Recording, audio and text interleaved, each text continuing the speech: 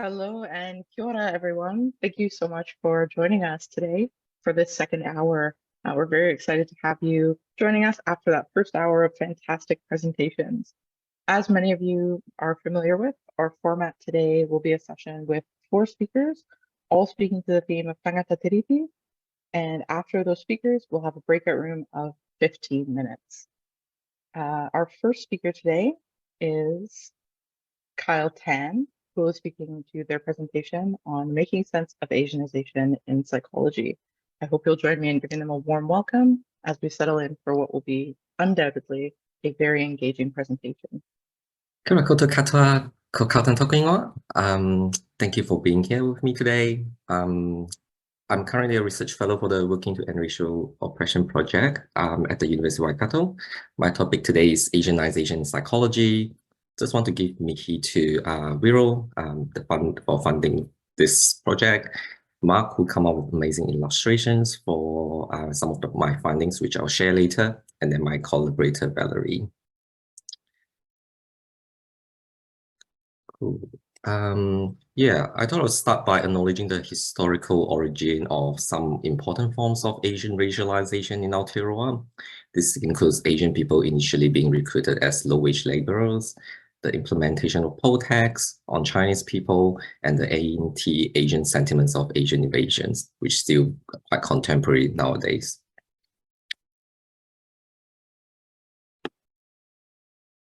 So a common form of Asian racialization that still continues today is the model minority, or the notion that Asian peoples are more successful than other minority groups because we are better at assimilating to the Pākehā norm. This racial archetype reinforces white proximity as aspirational for Asian people. The slides earlier were showing the notion of yellow peril as well as perpetual foreigner. So yellow peril includes the notion of Asian people who are seen as threatening to the New Zealand or Kiwi way of living or Western civilizations. And yellow peril is still very useful nowadays to explain the narrative of anti-immigrants in the current era. As for perpetual foreigner, that's the concept initiated by Man Ying Yip, who edited the book Dragon and Taniwha, talk about Asian people's struggles to transition from alien to citizen. And I just want to bring in the theoretical framework of white racial framing here. It's initially written in the United States, but to briefly summarize, it's a lens that we all carry as we live in a country that uphold oppressive white and colorblind practices. Asianization itself is a subframe of white racial framing. To further elaborate, the white racial framing can manifest in our beliefs, such as prejudices, cognition, and how we form racial interpretations, visual, auditory elements, feeling, and our actions to discriminate certain groups. So as a United States-based theory, I'm mindful that it needs to be adapted to the Aotearoa context. So this includes being aware of Asian positioning within a Pākehā Maori hierarchy, as well as what Moana Jackson will remind us that racism itself in Aotearoa is invented and refined in colonizations. In my project, myself and Joanna Chen, who should be here watching today, we interviewed 4 Asian psychologists about their experience of Asianization in psychology. The corridor was interpreted using interpretative phenomenological analysis, as I like the case study approach of looking at experiences. So from then on, I will present key findings from the analysis. Next slide, please. So the first theme is irritational buttons. So I've got this image that's on the side that's drawn by Ma to illustrate the key findings here. So it's a term that coined by one of my participants to describe everything Asian, from skin color, culture, and the way we speak, present, and act, that can evoke mixed emotions among Pākehā classmates. And I will read part of Richard's quote here. This is what they say: Asian people trigger an irritational button in white people. And this is the button that I found as I was working through how to present myself differently, because we're excitable. We talk in short bit of sentences, we got giggling, and we like making little jokes. The next theme is the notion of the forgotten identity. So participants talk about their forgotten identity in the program as they reflected on the program cultural insensitivity towards diverse Asian experiences following the pressure to be white. So Sarah say here, I think there was cultural support for Maori students, but there was no cultural support for Asian students. The next team is the white mode of psychology. So participants talk about there's a specific mode that they have to fit in. During their psychology training, they had to learn to alter their presentation to fit the tokenistic mode of non-threatening Asian people. So Lane shared an experience about giving advice to her Taina coming through psychology.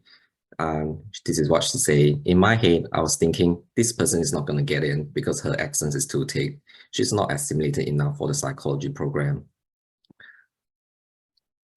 The next team is, following the mode of the program mode of wanting us to fit into the white psychology norm. So becoming white at the expense of expressing one Asian identity is a key marker to achieve success in psychology. So one of my participants, Sarah, she talks about a lot of the decision-making of how she wants to get into the program. And she shared experience at the interview process. So she said how the interview process goes and whether you're likable is that, and I guess that's possible even just deeming your Asianness as well for me. So she had to deem her own Asianness in order to appeal palatable for the program. The next team is the tendency for the program to portray itself as a lovey-dovey program.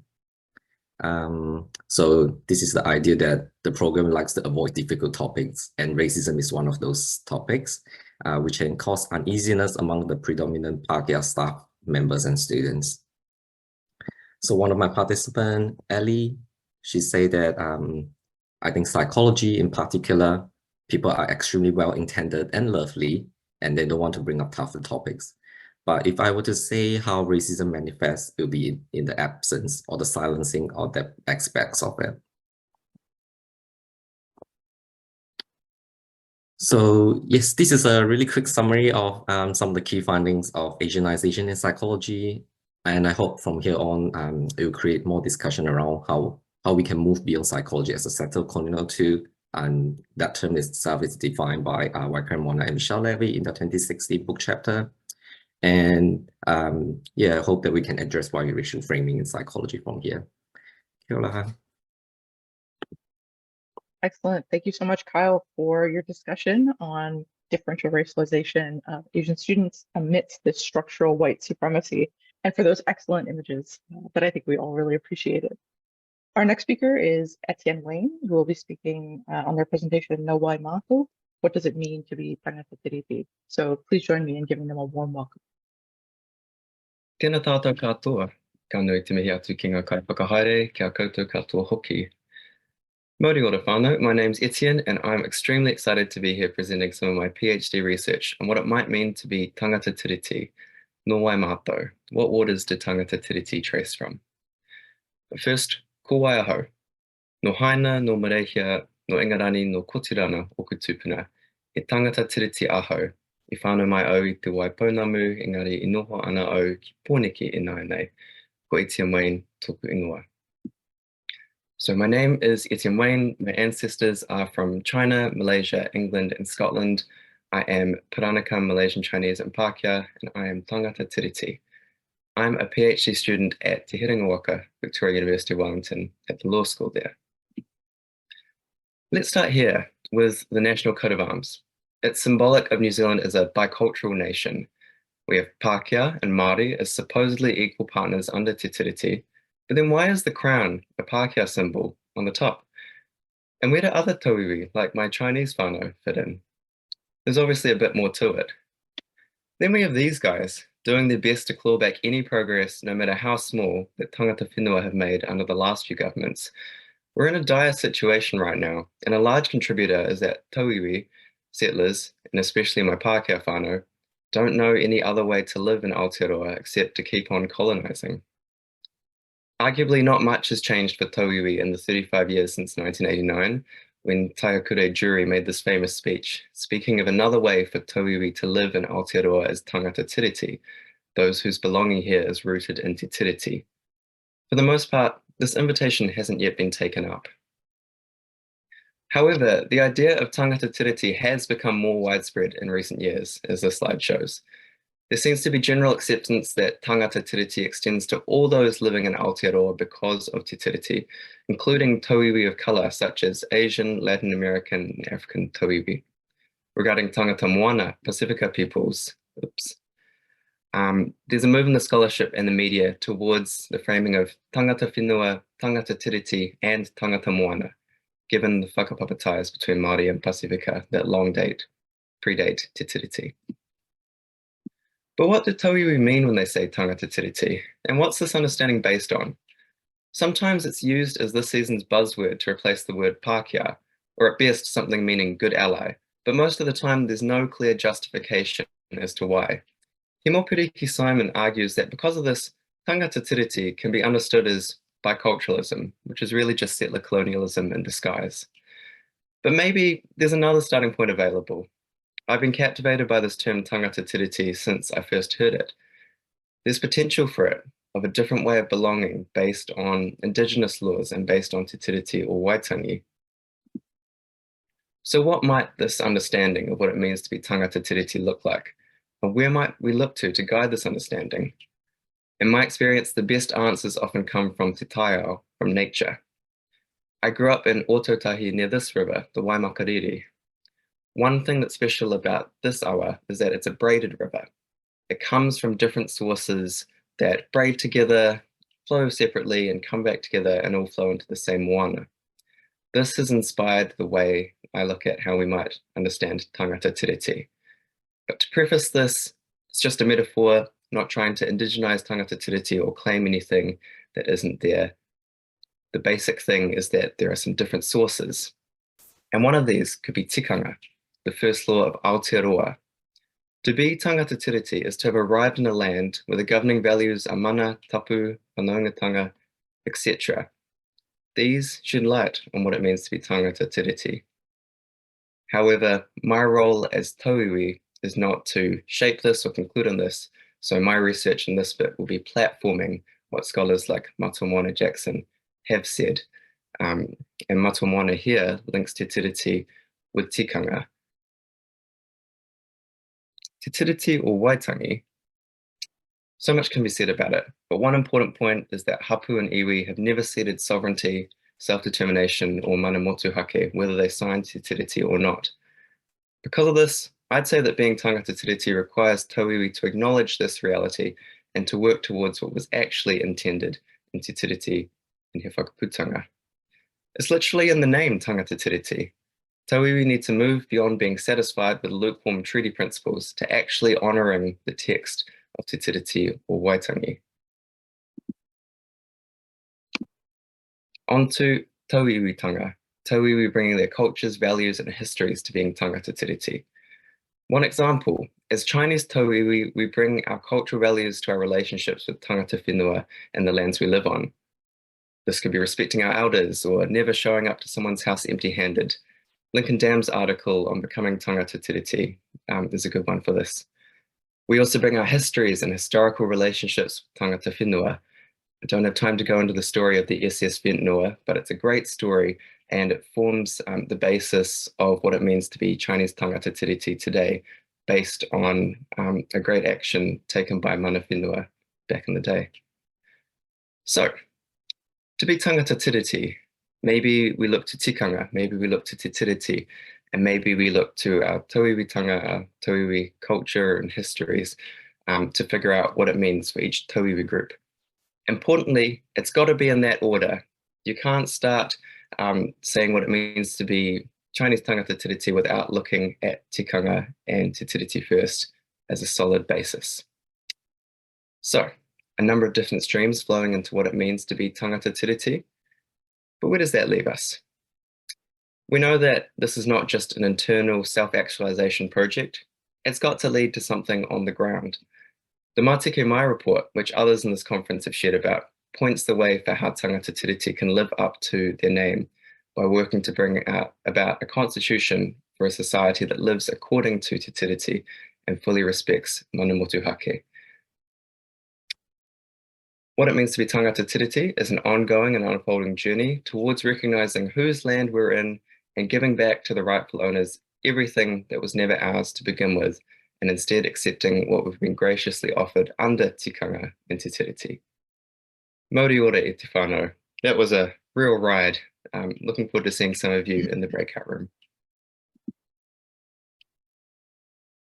Thank you so much, Etienne, for your presentation. And I especially appreciate the way that you framed these questions around relationship through locating ourselves in relation to the original caretakers of our land.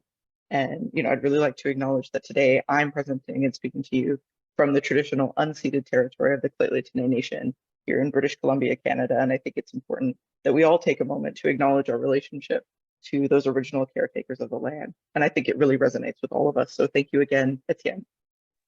Our next presentation is a group presentation.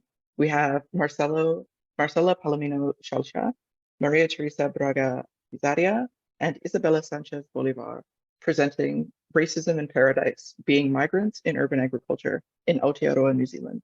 So please join me in giving them a warm welcome. Kia ora koutou katoa. We feel very motivated to be here today to share some outcomes of our work, Racism in Paradise. In the context of Maori Tauri of color relationships, we believe that connecting to different forms of racialization and oppression can actually be a channel to build solidarities based on decolonization and anti-racism. As a group of 3 Latinas researchers and activists, today we bring inputs about how diving into our migrants' experiences in Aotearoa made us more aware of discrimination in small and everyday scales. We'll share our reflections about some ways that racial exclusion takes place in apparently progressive spaces. The 3 of us share similarities in our backgrounds, including some common relative privilege in our home countries and underprivilege here. Still, our voices and positionalities are different. Also, this collective endeavor allowed us to reflect about how our identities are constantly being transformed in relational dynamics. We connect our personal experiences with racism to more systemic forms of exclusion, especially in places with the dominance of Pakeha and whiteness. As a result, we realized in our research how much being and feeling othered was subtly yet deeply affecting the 3 of us. From the moment we started to share our stories among each other, we perceived that we were also unloading and making sense of unsettling emotions. So in our research process, we ended up creating a caring environment where we could be vulnerable. Therefore, we see how this journey has helped us to become more resilient at times, but also stronger. And we understand resistance as a processual and relational practice. So we decided to share how these political dynamics can happen from personal and collective practices, aiming to show how empowering safe spaces can be and inspire more people to find alternatives to racism. We realized that our stories haven't been told by us and we wanted to be heard. And this is what our project was about, telling our stories. We use critical race theory and counter storytelling to challenge mainstream colorblind narratives that ignore people of color's intersectional needs, values, and perspectives, and assume that white people's values are the norm and are shared by everyone. This white universalist system is set up in a way that those who don't follow these white values are either educated, so they conform to the Pakeha culture, or then are labeled as different. And here's when stereotyping and prejudice begins.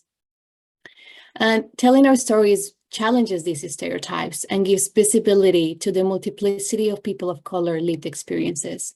It also helps building a sense of community among marginalized groups through the sharing of knowledge and wisdom passed down through generations as tool of survival, empowerment, and liberation.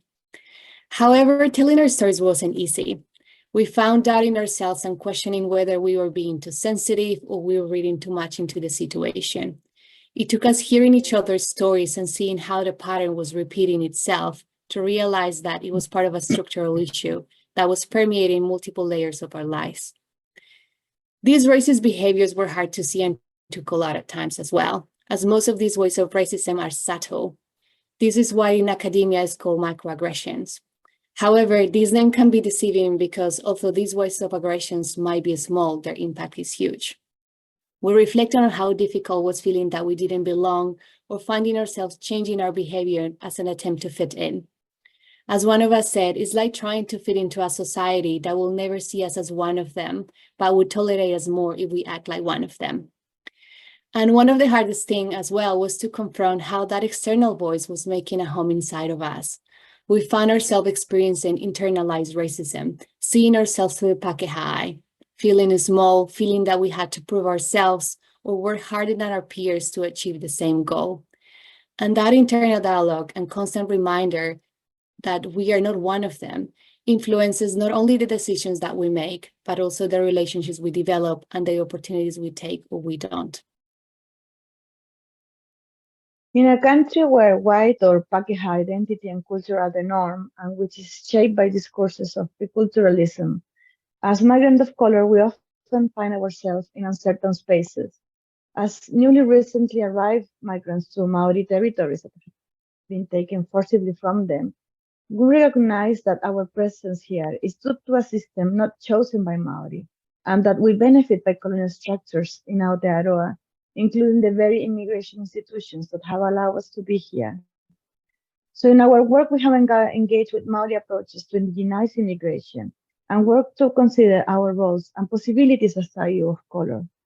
This includes also recognizing how we're complicit with colonial structures that oppress Maori, but also, as Rata and Al-Assad have discussed, our opportunities to, instead of performing to Pakeha culture, to actively foster solidarity within Maori and Taui of color and other people of color, which can help work towards indigenous self-determination, anti-racism, and decolonization. So although different, there is an underlying understanding that comes from having a shared experience of being other and excluded in the face of white supremacy. The ongoing denial and covert form of racism we uncover make it hard to challenge them, although racism, internalized racism, and white supremacy are part of the social fabric of this country. Through our collective work, we have realized how we are at the same time at the receiving end of exclusionary practices, complicit to some forms of exclusions, and also at times unequipped to challenge such practices. This reckoning is not comfortable, but it's crucial to engage in anti-racism mahi, however partial or transient our efforts might seem. So we hope that our work can contribute to other fellow migrants and minorities in their search for tools to make sense of and confront injustice and exclusion within and beyond Aotearoa. And we encourage them to create spaces of vulnerability, braveness, and honesty to carve more fair and respectful relations across differences. Thank you very much. Excellent. Thank you, Marcela, Maria, and Isabella, so much for your presentation. I think you really gave us a lot to wrestle with those questions about, internalizing Pakeha and Eurocentric norms as racialized people, but also the ways in which we may benefit from those colonial structures, whether we're complicit or whether it's maybe an implicit benefit. So thank you again for your presentation and for leaving us with those questions that we'll hopefully be able to discuss later. Our final presentation in this session is from Chris Esombe, who will be presenting on Who Would We Be If They Did Not Tell Us Who We Were? Reflections on Colonialism and Appropriated Oppression. And I hope you'll join me in giving her a wonderful and warm welcome. Thank you so much, Ashley. Hi, everyone. My name is Chris, and today I will be presenting some elements of my PhD research, which focuses on the redeployment of colonial violence among Black Africans.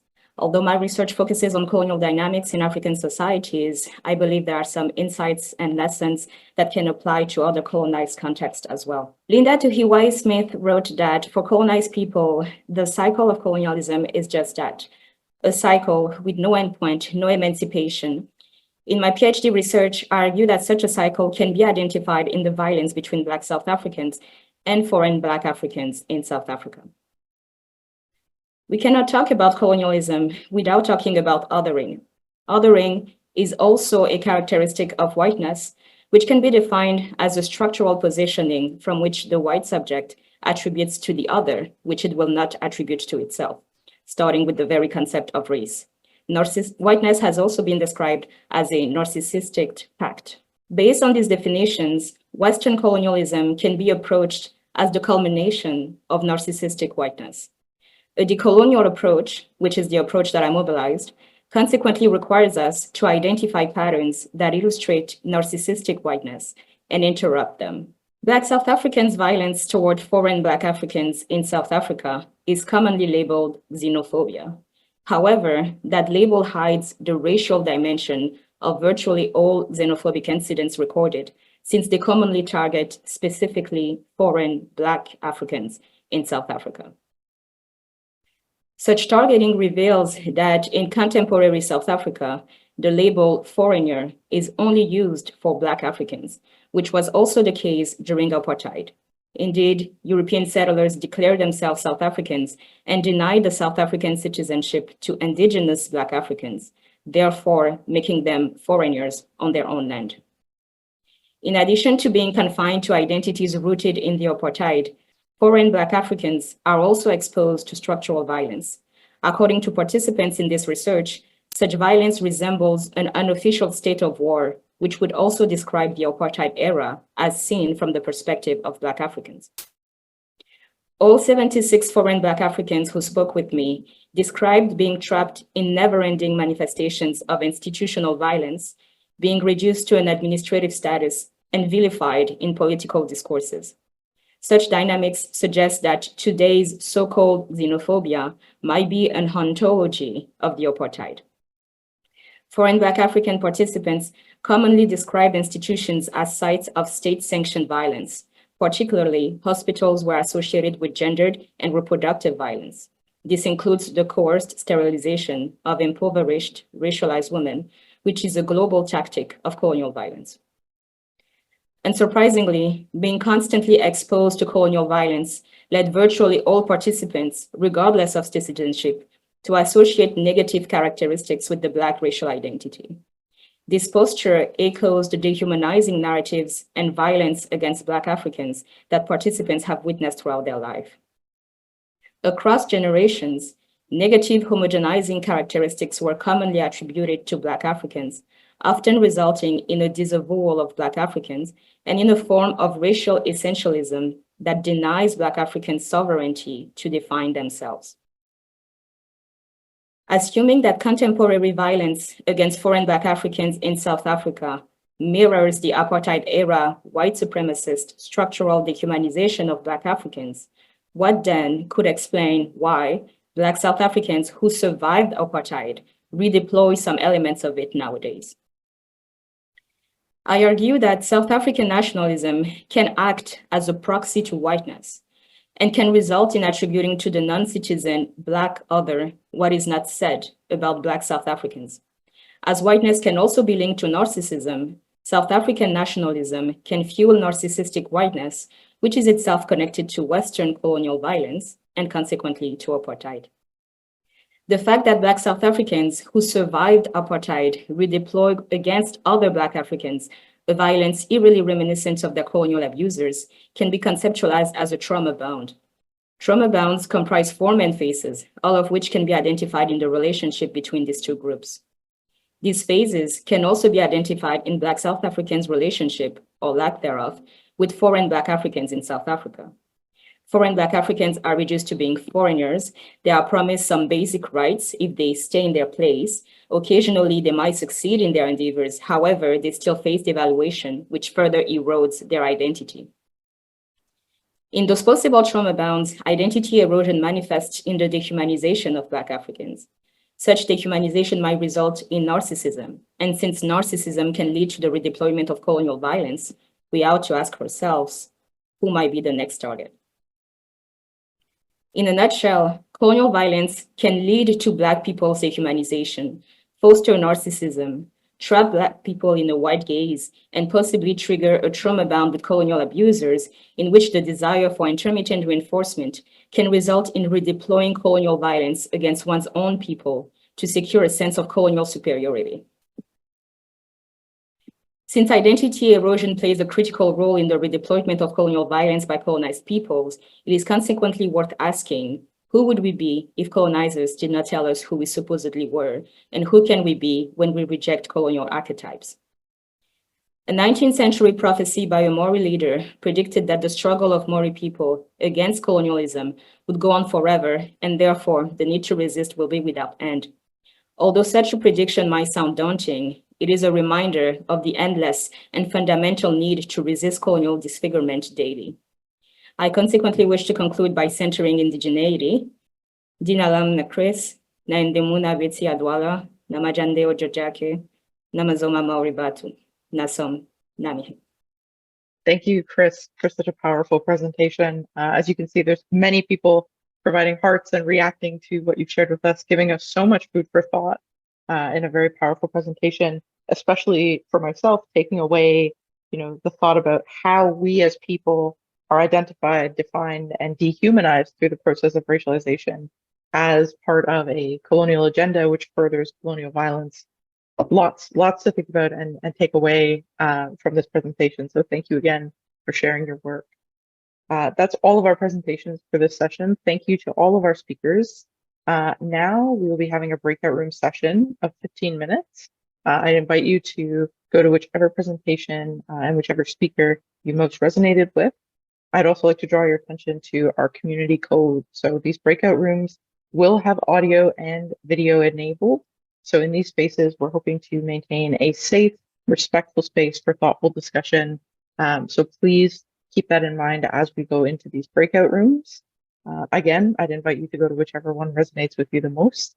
So thank you all, and I'll see you back here shortly after the breakout rooms.